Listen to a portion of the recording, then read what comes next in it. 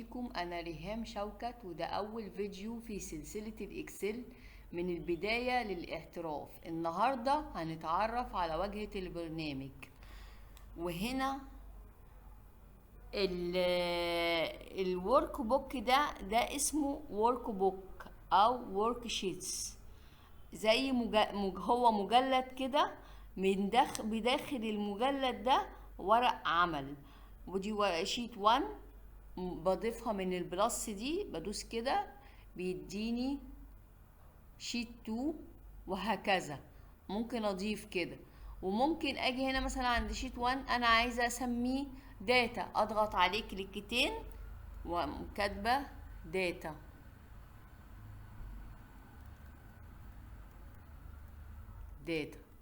مش بالمنظر ده، تمام؟ يبقى اول ورقه انا سميتها، انا عايزه مثلا سميتها اسم. طيب بالنسبه بقى انا عايزه مثلا لو هكتب البيانات بتاعتي بالانجليزي، بكتبها من هنا، من اول العمود بتاعي ده ماشي تسلسل كده، اعمده A B C D، وعندي صفوف 1 2 3. هو بيسمي لي العمود مع الصف، يعني انا واقفه كده بيقول لي اهو انت واقفه على الخليه بتاعت العمود بتاع ايه مع الصف بتاع 1.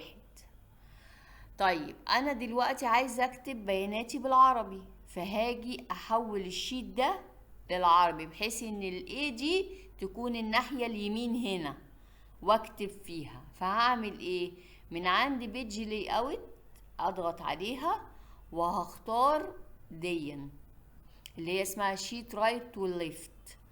هدوس عليها كده، مجرد الضغط عليها كده اتحولت لي الايه، بقت بالمنظر ده.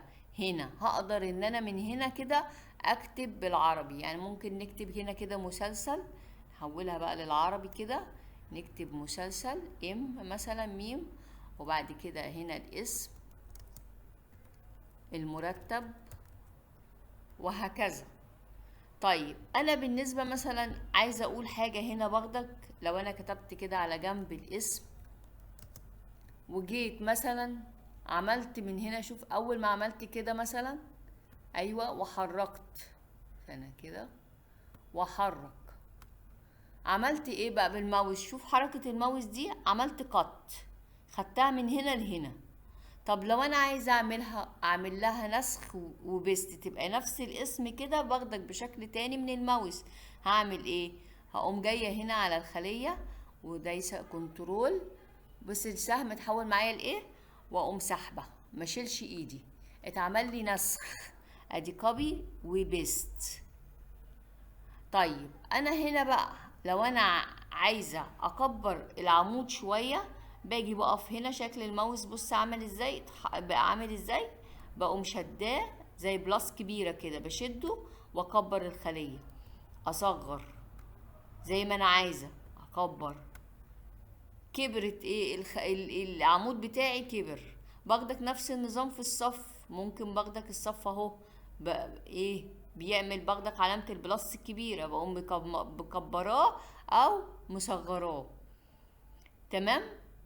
طيب بالنسبة بقى للتنسيقات بتاعت الفورمات، لما اجي اعمل فورمات للاسم واشوف نوع الخط واكبر الخط، اصغره، الونه، بعمل ازاي؟ باجي من عند احدد كده اهو، من عند المسلسل والاسم والمرتب، وانا ضغطه بالماوس واسحب، هاجي كده عند الهوم، من عند الهوم كده واكبر من الرقم اهو، اكبر، بص عندي بيعمل ايه، بيكبر اهو، اهو كبرنا الخط مثلا.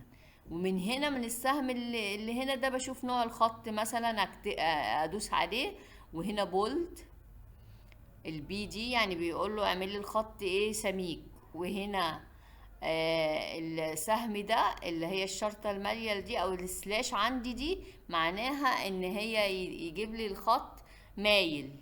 طب انا مش عايزة مايل، ادوس عليه تاني يرجع تاني.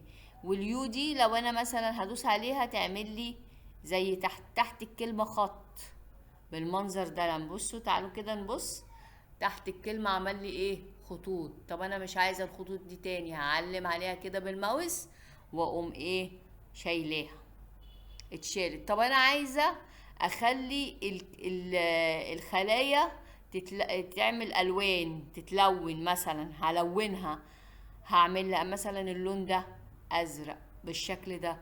طب اللون الخط نفسه مش عاجبني، هاجي هنا من عند الايه، واقوم من عند السهم اقوم عامله ايه، مثلا مخليه الخط ابيض. او اكبر من هنا مثلا، باخدك دي بتكبر الخط، بصوا بيكبر ازاي معايا. ممكن هنا كده افتح الخلية شوية يكبر الخط واقوم شادة كده، الخط كبر بالشكل ده معايا. اسحب الخلايا كده، ادي انا كبرت الايه، الخلية، حجم الخلية. اشوفكم المرة الجاية على خير في الفيديو التاني.